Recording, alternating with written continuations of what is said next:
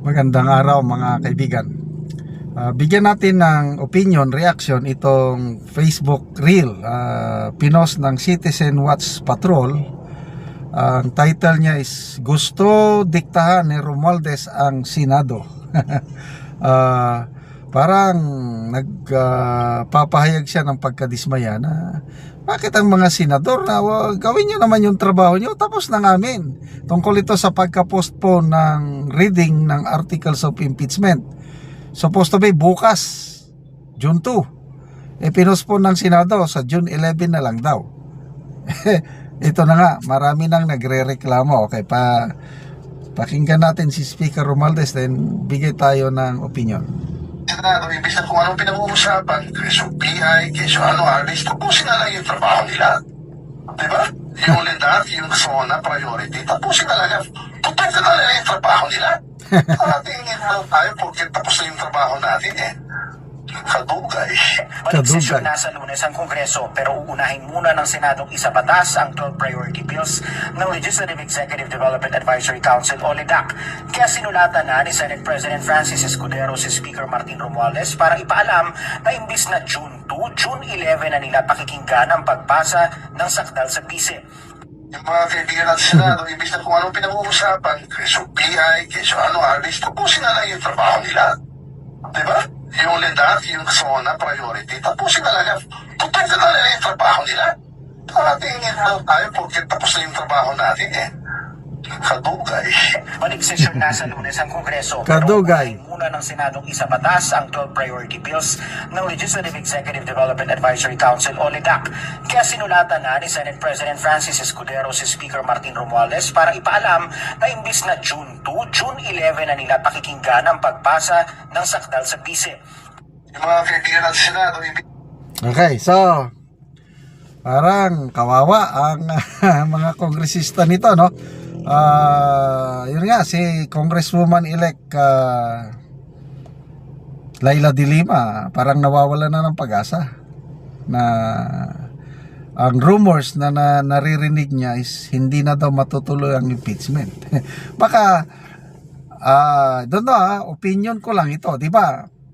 Nagsabi na ang Pangulong Marcos na ayaw niya talaga ng impeachment ni VP Sara. At tapos yung survey ng Pulse Asia lumalabas, mas maraming Pilipino na ayaw. Baka yun na nga, ito na yung tugon sa popular demand na wag nang ituloy ang impeachment. Ganon. Ito, speculation lang ito. Baka ang Senado, alam nyo naman, si Senate President Escudero, aliado ng Malacanang. Baka totoo na ayaw ng Pangulo. Ang may gusto lang, mga kongresista. Si Speaker Martin Romualdez. Excuse me, ha. So, yung rason ng Senado, tapusin munang ipasa ang mga priority bills. Kasi mayroon ng LEDAC na tinatawag Legislative Executive Development Advisory Council, parang ganon. Dinidetermine na ng administrasyon ano ba yung priority ipasa na bills. At ito na nga, merong 12 priority bills na dapat unahin. So, anong mas importante? Yung mga priority bills o itong impeachment? Well, kay Speaker Martin Romualdez, mas importante ang impeachment sa kanya. Yung priority bills, hindi.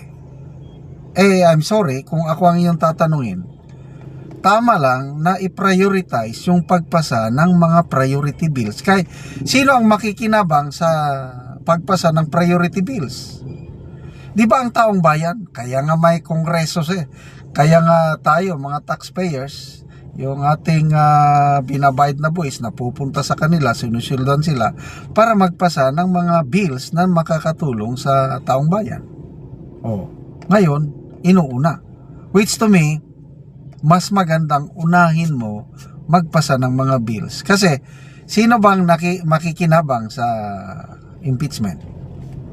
Granting na ma-impeach nila si VP Sara. O di ang makinabang yung mga may ambisyon sa 2028. yung grabe ang pangandoy kung sa Bisaya. Ano bang Tagalog ng pangandoy? Ambisyon na magpresidente sa 2028. Alisin natin yung balakid sa ambisyon. O, sinong balakid?